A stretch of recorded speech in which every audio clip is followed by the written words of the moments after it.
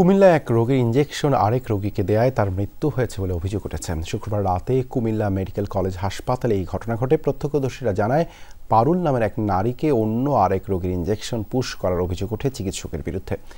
এর কিছুক্ষণ পর মারা যান পারুল। এই নিয়ে রোগীর স্বজনরা প্রতিবাদ করলে ইন্টার্ন চিকিৎসকরা তাদের হাসপাতাল থেকে বের করে দেয়। খবর পেয়ে সেখানে সংবাদ সংগ্রহ করতে যায় সাংবাদিকরা। এই সময় যমুনা টেলিভিশনের কুমিল্লা ব্যুরো প্রধান খোকন চৌধুরী, ভিডিও জার্নালিস্ট জিহাদুল ইসলাম সাকিব সহ চ্যানেল 24-এর রিপোর্টার ও ভিডিও জার্নালিস্টের উপর হামলা করে ইন্টার্ন চিকিৎসক ও মেডিকেলের শিক্ষার্থীরা।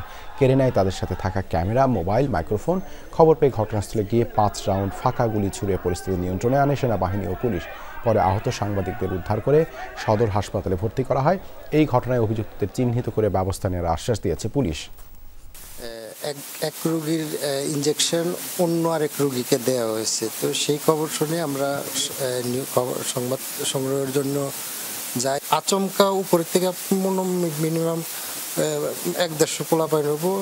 সবাইকে অনেকেই আমি চিনি, তারা মেডিকেলের ইন্টার্ন চিকিৎসক আছে এবং মেডিকেল কলেজের শিক্ষার্থী। সবাই আইসা অতর্কিত আমার উপরে হামলা শুরু করলো। 100 জনের মতন তারা আইসা ওনারা স্টাম্প দিয়ে লাঠি দিয়ে বেরিয়েছে, আমার মারতাছে, ঘুষাইতেছে। সাংবাদিক 4 জনকে মারধর করা হয়েছে, তার বিচার যদি না হয় আমরা পরবর্তীতে আরো কঠোর কর্মসূচি দিব।